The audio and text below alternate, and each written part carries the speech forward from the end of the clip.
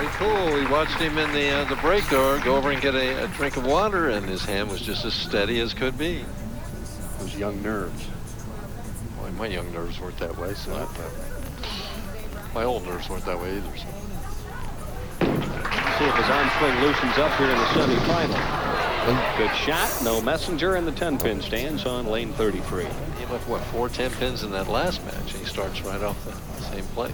Thing I always look at, though, is when the heat's on, when you have to have the hit, does it stand?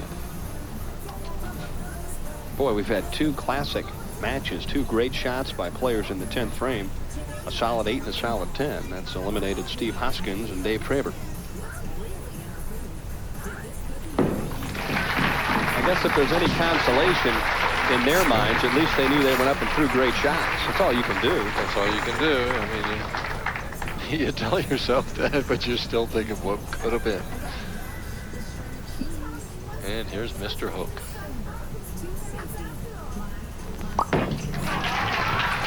Vespi opens up with a strike. You made an interesting observation about his game and approach. As you see that he's got a black shoe and a white shoe, only because he thinks he can slide better with the white one. Holds the ball right about waist high. It's a 5-step player near the back of the approach. Watch how short his backswing is. As he gets right back here, the elbow is bent right here. Really no backswing at all. He goes right into the power step.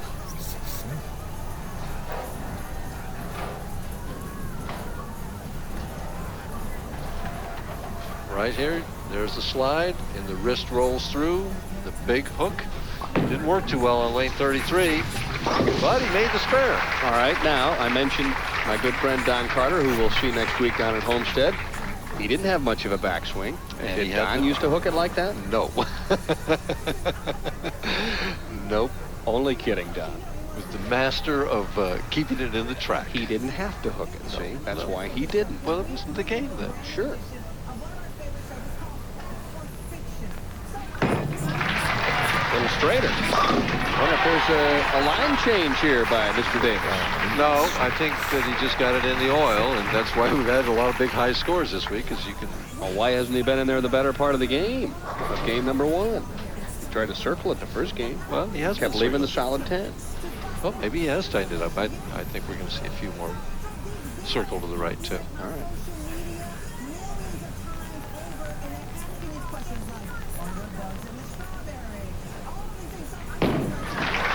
Like that one. All of a sudden, it's a double, and Davis has the early lead. Certainly not intimidated, is it?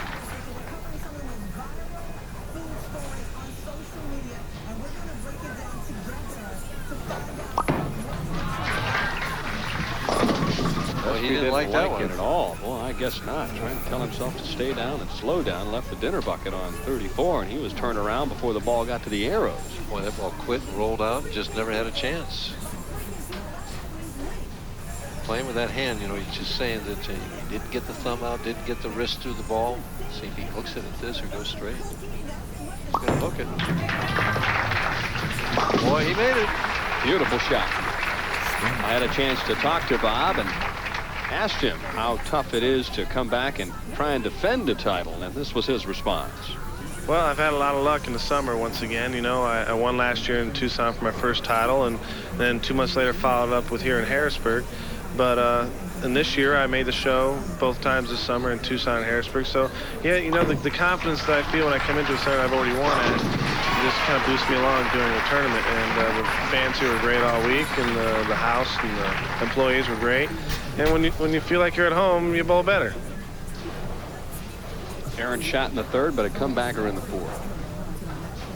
Again, it's in the execution with Bob. Hitting that wrist through the ball. It's a unique release that he has. Brian up by 14. And looking to make a little more room. And notice how he swung that one out there and came back. So what you're telling me is the strike in the 2nd was a bit of a tug. That's my opinion. Struck, though. 24 pins ahead. Well, you don't have 2,300 games without some area. Come on, let's be honest about this. Very true. I mean, we're talking about an arrow or so. Not necessarily. No. Traber and Walter Ray are not aiming at arrows. No, I think. Right now, he's just aiming at the 1-3. And he's hitting it. Yes, with authority. Vespi has got to strike here, Dan, or he's just going to be so far behind in this match he won't be able to catch up. Got it inside. And it hit beautifully. Vespi trying to coax himself to take this thing to another level. He's going to have to come from behind. And Bob does talk to himself. He's a very animated player. That's his dad looking up. I know I'm in trouble when the fathers are younger than I am. I hate to tell you, Mike, it's over. Just ride it out from here on out. Oh, he runs it out, never even saw it. Did you see that? Sure. Trying to send a signal to Brian Davis. But Davis is doing nothing but striking. It's a strike fest here in Mechanicsburg. We'll come back with a few more X's right after this timeout. Leading by 14 in the 6th and on a 4-bagger. Well, let's see if that intimidation tactic by Vespi works on Mr. Davis.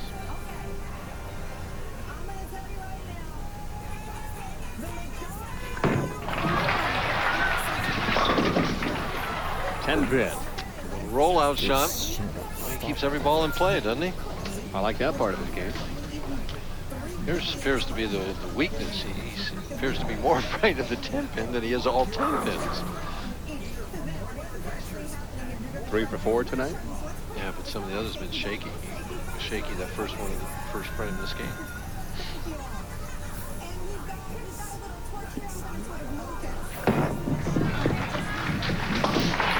Right on. Just drops it right in there, doesn't it? Drop it in the slot. Well, what's the difference now? 13 pins. He's got to come right back and get something to work on. You see the scoreboard. Vespi working on 3, and we know that when he starts striking, sometimes he never stops.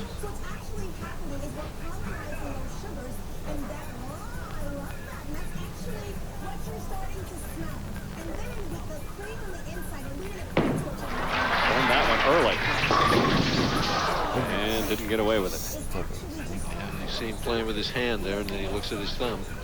While we've got a moment, Gina and Gary Bauer, of course, part owners here at ABC West, want to say hi to Ashley, Sherry, and Chuck in Castle Rock, Colorado. Best wishes for a speedy recovery from a quadruple bypass. And, of course, they're talking about PBA member Jim Tomic. Yeah, he pulled up the senior tournament. Relax a little bit, James. Enjoy the action. And get well, too. Couple big frames coming up here from Vespi, trailing by 12 pins. One more cuts it to 2. Puts him in a position then to take the lead. So we'll see. Very little time once he gets up there.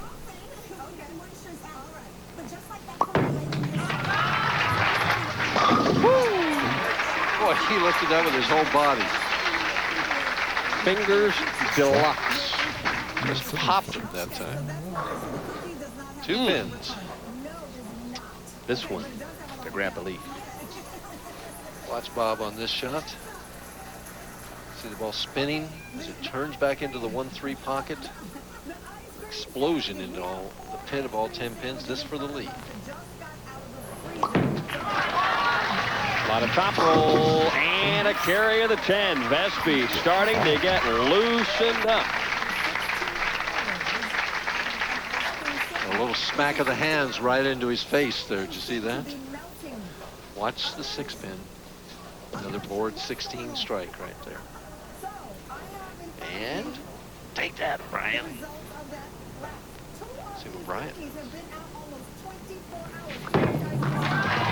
Comebacker of his own, right flush in the pocket of the 8th. Now he'll try and set things up in the 9th frame. He has room for 258.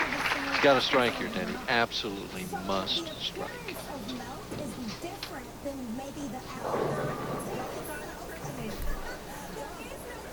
Be 258 to 266 if they both take it out. This to regain the lead.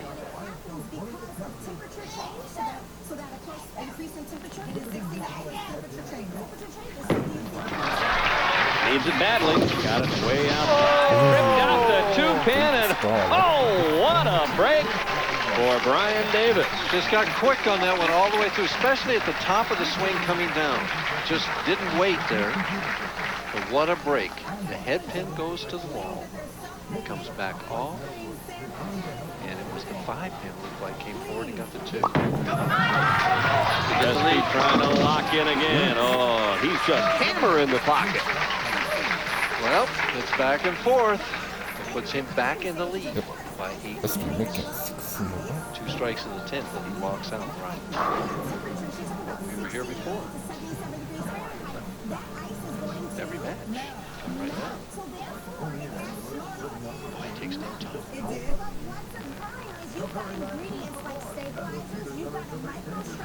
The man that knows what he wants to do. Oh, he thought the 6 was going to slap out the 10, and it didn't quite happen. Okay. Same thing that happened with Brian last time. Traver was unable to answer. Now the shoe flips back to Brian Davis at the 10-pin. Almost missed that when he went so fast. Vespi in rapid fire fashion, if he strikes here, would post 245.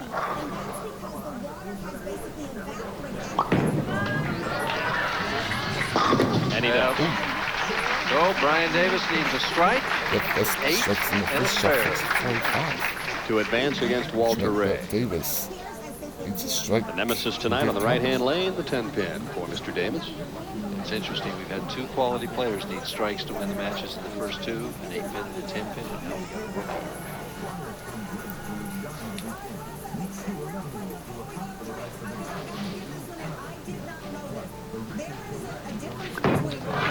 Needs a strike.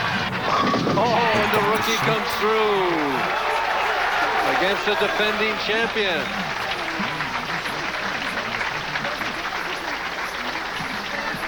Needs 8 to spare now.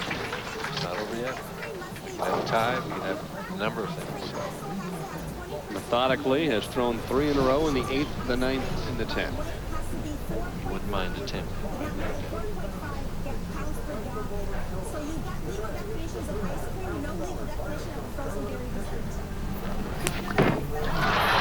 Plenty of room. Oh, that's impressive. It's been a dream week for Brian Davis, and now the dream of bowling for his first PBA title is in the forefront.